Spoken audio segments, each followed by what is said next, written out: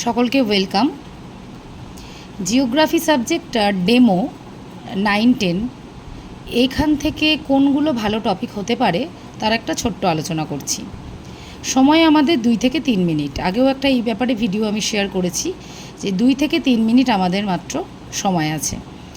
তো এই 2 থেকে 3 মিনিটে ছোট ছোট টপিক চয়েস করতে হবে। তো 9-10 থেকে বেশ কিছু চ্যাপ্টার আমি এখানে লিখেছি, আমি বলে দিচ্ছি একটু শর্টে।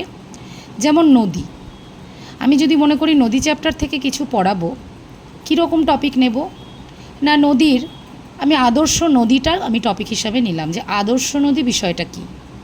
একদম ছোট টপিক নেব, নদী দ্বারা গঠিত ভূমিরূপ, নদীর উচ্চগতির ভূমিরূপ, এভাবে হবে না, এতটা কিন্তু পড়ানো কোনোভাবেই সম্ভব নয়।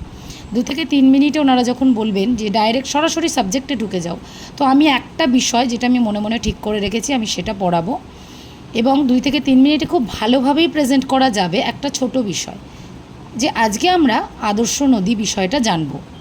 আর আমরা ডিরেক্ট কোনো স্টুডেন্ট বা কাউকে ইন্ডিকেট করে পড়াবো না যে দেখো স্টুডেন্ট বলো তো নদী কাকে বলে, এই ধরনের যেগুলো বিএডে আমরা করি সেটা কিন্তু করব না, এখানে করা যাবে না।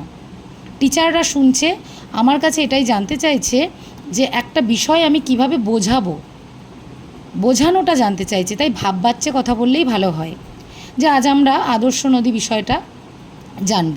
তাহলে আদর্শ নদী কাকে বলে না, যে নদীর 3টি পরিষ্কার গতি স্পষ্টভাবে দেখা যায় বলে, এই বলে বিষয়টা আমি কিন্তু বোর্ড ওয়ার্ক করবো, তার সঙ্গে সঙ্গে আমি কিন্তু বোঝাবো। মানে আমি নদীও এখানে আঁকবো এবং নদীর মধ্যে 3টে গতি, মানে একে একে বলবো, মুখটাও চলবে হাতটাও চলবে, সুন্দর করে বলবো, তার উদাহরণ দেব।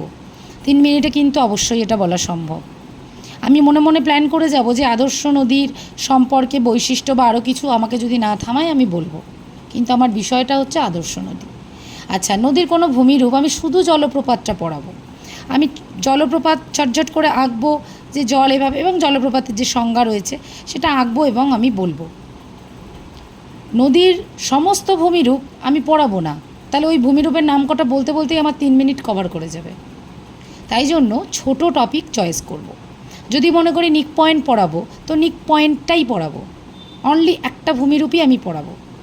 হিমবাহ থেকেও তাই, আমি যদি মনে করি ঝুলন্ত উপত্যকা পড়াবো, আমি সঙ্গে সঙ্গে ঝুলন্ত উপত্যকা এঁকে এটা মূল হিমবাহ কী, উপ হিমবাহ কী, মানে এই জিনিসটা বোঝাবো। আমি স্টুডেন্টের নামও নিচ্ছি না বা ওদেরকে কোনো, তবে কি বলার মধ্যে বেশ কিছু ইন্টারাকশান মেথড থাকবে। আমি কোশ্চেনটা সরাসরি করব না স্টুডেন্টকে, কিন্তু আমার প্রশ্নটা থ্রোয়িং থাকবে। যেমন আমরা হিমবাহ কোথায় দেখি না, পার্বত্য অঞ্চলে, এরকমভাবে আমি হিমবাহ কোথায় দেখি, মানে একটা কোশ্চেনের মতো ভাব থাকবে, উত্তরটা আমিই দেব। বলো তো স্টুডেন্ট, এই জিনিসটা কিন্তু আমরা করব না, যেটা বিএডে করি সেটা কিন্তু করব না। কিন্তু শুধু লেকচার মেথডেও পড়াবো না, আমরা কিন্তু অবশ্যই কোশ্চেন আনসার মেথডেই পড়াবো। আমার প্রশ্নের মধ্যে থ্রোয়িংগুলো সেভাবে থাকবে যে মূল হিমবাহ এবং উপহিমবাহ দুটোর মধ্যে পার্থক্য তো আছে, নিশ্চয়ই আছে। আচ্ছা, কোনটা বেশি নিচে থাকবে?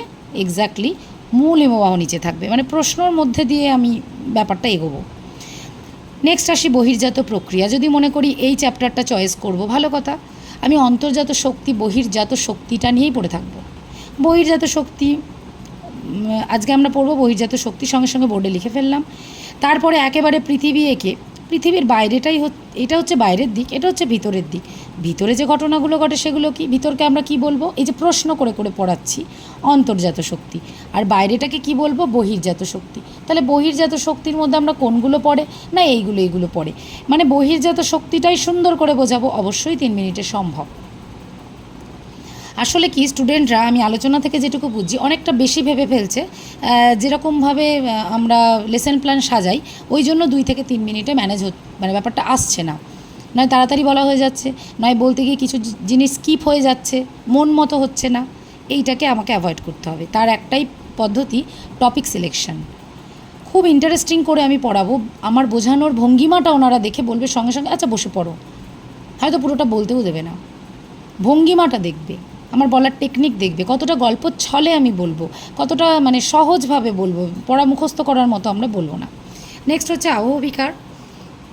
আবহবিকার আমি কি করতে পারি, একটা বিশাল বড় চ্যাপ্টার, আমি আবহবিকারের প্রকারভেদ পড়াবো এসব ভাবলে হবে না। শুধু আবহবিকারের সংজ্ঞাটাই পড়াবো, একদম পড়ানোর মতো করে পড়াবো। লিখে ফেললাম আবহবিকার। এই যে আবহ কথাটা কোথা থেকে এসছে? আবহাওয়া থেকে।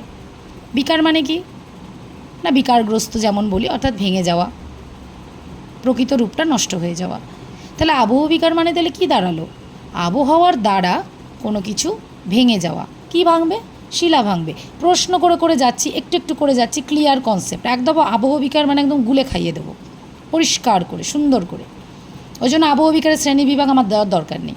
যদি কেউ মনে করে যান্ত্রিক আবহবিকার পড়াবে, তাহলে সেই যান্ত্রিক আবহবিকারের সংজ্ঞাটাকেই টার্গেট করবে। যে সংজ্ঞাটা আমি টার্গেট করব, সেটাই আমি 2 থেকে 3 মিনিটের রাখবো। আমাকে যদি না থামায়, তখন আমি তার টাইপসে যাব, যে এগুলো না অনেক রকম হয়। কি কি? স্বল্পমোচন, প্রস্তরচায়ী খণ্ডীকরণ, বলতে থাকবো। এত সময় দেবে না, বসিয়ে দেবে। তারপরে ওনারা ওনাদের মতো প্রশ্ন করবে। আচ্ছা, 9-এ আছে আবর্তন পরিক্রমণ। এখান থেকেও তাই, পুরো আবর্তন গতির প্রমাণ, আবর্তন গতির ফলাফল না। আমি যে কোনো একটা বিষয়, ছায়াবৃত্তটা পড়ালাম, আমি ঋতু পরিবর্তনটা পড়ালাম, আমি অপসুর অনুসুরটা পড়ালাম, মানে অনলি ওয়ান টপিক। আমি বোঝাতে পারছি বিষয়টা? আমার টপিক সিলেকশন হবে একটা ছোট্ট টপিক। বায়ুমণ্ডল চ্যাপ্টারটা বিশাল বড় চ্যাপ্টার। আমি যদি মনে করি শুধু চাপ বলয়টাকেই বলবো, বায়ুর চাপকে বলবো, আমি যদি মনে করি যে ক্যাটাবেটিক বায়ু, অ্যানাবেটিক বায়ু, শুধু এটা বলবো, বা সমুদ্র বায়ু, স্থলবায়ু, ঝটঝট করে ছবি আঁকলাম, সমুদ্র আঁকলাম, সমুদ্র থেকে স্থলবায়ু, একদম সুন্দর পড়ানো যাবে। এই ছোট্ট টপিকটাই আমি নেব। সমুদ্র স্রোত অনেক বড় চ্যাপ্টার। আমি যদি মনে করি মুখ্য জোয়ার আর গৌণ জোয়ার পড়াবো, শুধু ওইটুকুই পড়াবো। জোয়ার ভাটার কারণ ফলাফল না, একদম না। ছোট্ট টপিক। আমি আজকে মুখ্য জোয়ারটা বোঝাবো, একদম মুখ্য জোয়ারটা সুন্দর করে বোঝাবো, বা সমুদ্র স্রোতের কনসেপ্ট বোঝাবো, বা স্রোত আর তরঙ্গ, এই যে দুটো বিষয়, এটা সুন্দর করে বোঝাবো। জোয়ার ভাটা থেকেও তাই, জোয়ার ভাটাটাই তাহলে বোঝাবো। জোয়ার কি, ভাটা কি, জোয়ার কবার হচ্ছে, কিভাবে হচ্ছে, এই যে জিনিসটা, এটা ছোট্ট করে ছবি, কিন্তু আমার কিন্তু বোর্ড ওয়ার্ক চলবে, এভাবে বোঝাবো। আচ্ছা, বর্জ্য চ্যাপ্টার আছে 10-এ। বর্জ্য চ্যাপ্টারের মধ্যেও খুব ইন্টারেস্টিং আছে 4R, 5R, একদম রিসেন্ট টপিক। শুধু এইটাকেই বোঝাবো। এই ডায়াগ্রামটা ড্র করে আমি এইটাই বোঝাবো। বোঝা যাচ্ছে টপিক সিলেকশানটা? বুঝতে পারলে সেটা ভালোই হবে, সবাই বুঝতে পারলেই ভালো। ভারত আর পশ্চিমবঙ্গ, এখান থেকেও কেউ চয়েস করতে পারে এই জায়গাটা। ভারত এবং পশ্চিমবঙ্গ তো আঞ্চলিক ভূগোলে পড়ছে। এখান থেকে যাদের এই জায়গাগুলো ভালো লাগে, যারা কম্বাইন্ড স্টাডি করছে, তাদের আবার এগুলো অনেকের পছন্দ হয়, তারা কোনটা পড়াবে? শুধু গঙ্গা নদীটা পড়াবো, গঙ্গা নদীর গতিপথটা পড়াবো। ভারতের জলবায়ুটা কীরকম পড়াবো, কি ভারতের মাটি, অনেক রকম মাটি তো আছে। সঙ্গে সঙ্গে ম্যাপ এঁকে আমি জাস্ট একটা আউট স্কেচ দিয়ে দেবো, এখানে ল্যাটেরাইট, এখানে পলি মাটি, এখানে এই মাটি, ওই মাটি, একটু ম্যাপের মাধ্যমে জাস্ট একটা কী ধরনের মাটি কোথায় দেখা যায় সেটা বললাম। তবে বোঝানোর মতো বিষয় খুঁজতে গেলে সেটা কিন্তু প্রাকৃতিক ভূগোলেই বেশি আছে। আর বিষয়টা এরকম না যে আমাকে সবাইকে ভূমিকম্প পড়াতে হবে, সবাইকে একই জিনিস পড়াতে হবে, এটা ছাড়া নম্বর দেবে না, তা না। আমি যে কোনো টপিক চয়েস করতে পারি। আমি ধানের অনুকূল পরিবেশও পড়াতে পারি। পড়ানোর মতো টেকনিকটা আমি বলতে চাইছি, খুব সুন্দর করে আমাকে বোঝাতে হবে। আমরা ভাত প্রতিদিনই খাই, কিন্তু এই ধান চাষ করতে আমার কি কি ক্রাইটেরিয়া, মানে কি ধরনের অনুকূল পরিবেশটা আমার দরকার, সেটা আমরা একটু আজকে পড়ব। প্রথমে পড়ব মৃত্তিকা, কারণ আমি কিন্তু পড়াচ্ছি স্টুডেন্টদের, তাদের অত ধারণা নেই, তো সেই ভেবে কিন্তু আমি বলছি। এটা আমি মনে করবো না যে টিচাররা তো সব জানে, আমার অত বলার দরকার নেই। ওই জন্য মাটি, জলসেচ ভালো করে করতে হবে, একটা করে পয়েন্ট বলবো আর এরকমভাবে বলবো, তাতেও কিন্তু নাম্বার আসে। বলার টেকনিকেই আমার নাম্বার। প্র্যাকটিক্যাল থেকেও যে কেউ কিছু চয়েস করতে পারো। প্র্যাকটিক্যাল মানে হচ্ছে 9-10-এও প্র্যাকটিক্যাল বলতে আমি কী বলতে চাইছি, ওই যে বিবৃতিমূলক স্কেল, RF স্কেল, তারপরে টোপো ম্যাপ আছে, ছোটো ছোটো যে বিষয়গুলো, তারপর স্যাটেলাইট আছে, রিমোট সেন্সিং GIS আছে, GPS আছে। যে কোনো একটা টপিক যে আমি শুধুই GPSটা পড়াবো। What is GPS? Full form বললাম, একটা রিসিভার এঁকে দিলাম যে GPS রিসিভার, GPS কোথায় কোথায় থাকে, মোবাইলের কথা বললাম, GPSের কাজ কী বললাম। ভালো টপিক, ইন্টারেস্টিং টপিক, কারণ 10 জনের মধ্যে কিন্তু একজন ছাড়া এটা কেউ পড়াবে না। সবাই কিন্তু ওই ভূমিকম্প, প্লেট, অগ্নুৎপাত, পাহাড় পর্বত, এই সব নিয়ে পড়ে থাকবে। GPSটা কজন পড়াবে? কেউ সেই রকমভাবে এই টপিক চয়েস করবে না। এটা একটু ইন্টারেস্টিং হবে। টিচাররা একঘেয়ে একই রকম শুনতে শুনতে একটু অন্যরকম টপিক পেলে খুব ভালো পছন্দ করে, মানে মন দিয়ে শোনেন। আচ্ছা, সম্পদ, সম্পদ চ্যাপ্টার আছে 9-এ, আমি সম্পদের বৈশিষ্ট্য পড়াতে পারি।